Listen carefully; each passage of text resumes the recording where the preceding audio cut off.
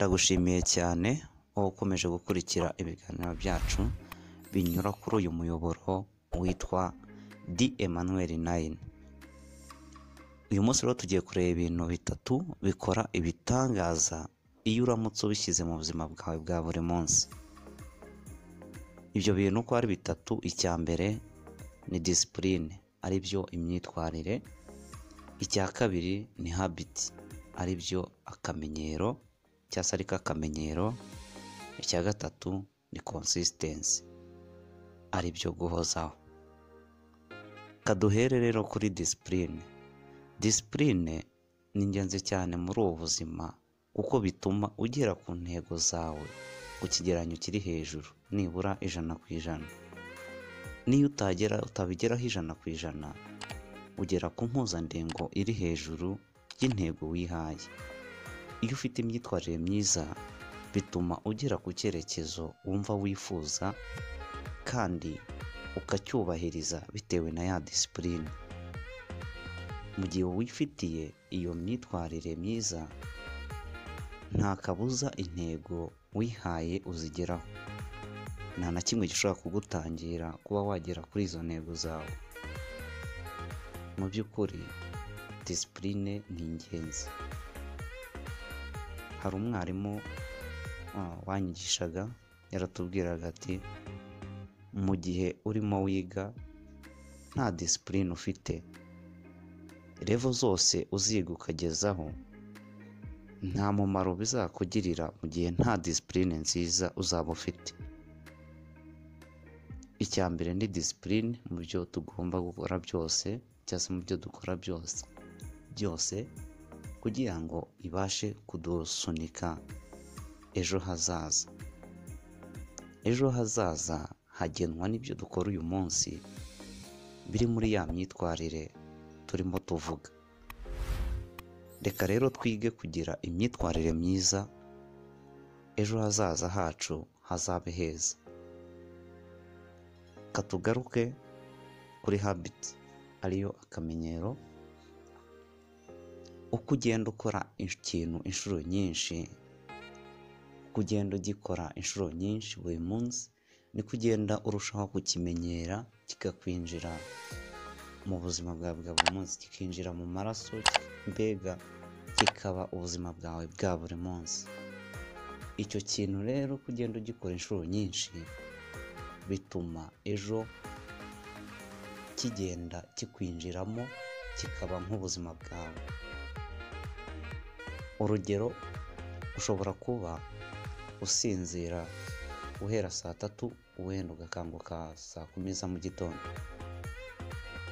Uramutse ubikoze igihe kirekire inshuro nyinshi, ugahama ubikora, igihe runaka bikaba ngombwa yuko utari businzire kuri za saha, wenda uri businzire nka saa 6 z'ijoro, bikugiraho ingaruka kuko ushobora gutangira gusinzira muri ya masaha, bya bindi wari gukora muri ya masaha wari umenyereye kuba usinziramo, ibitotsi bigatangira kukwataka, bigatuma udakora ikintu neza nk'uko wari wagiteganyije, kubera ko uko wari umenyereye, uko umubiri wawe wari umaze kumenyera, ntabwo ariko bikiri.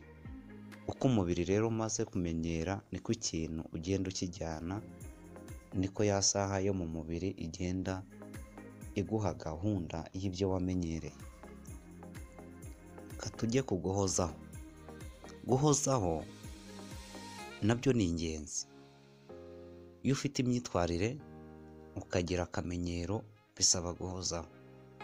Ni nayo mpamvu akenshi ubumenyi ngiro buba bukenewe, kwa kundi ukora ikintu ariko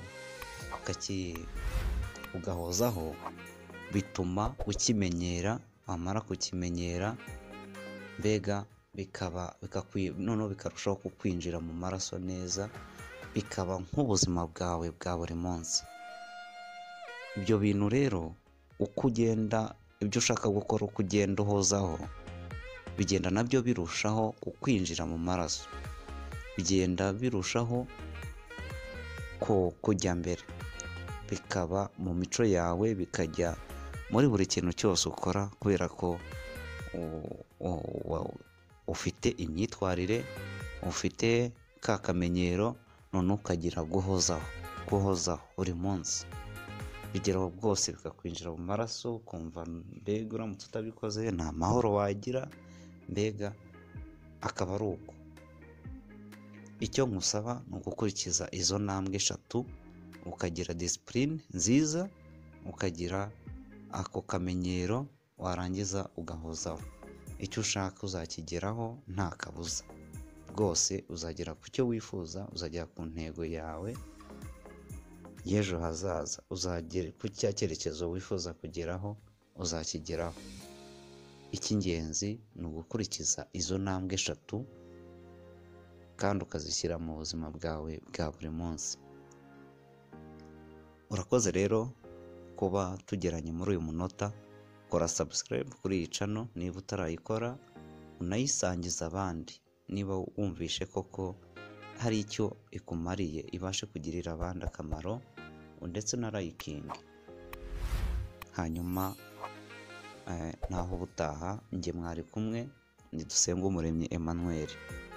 Mugire amahoro y'Imana, kandi Imana ikomeze ibafashe mu byo wifuza kugeraho, iguhe icyerekezo kizima. Murakoze.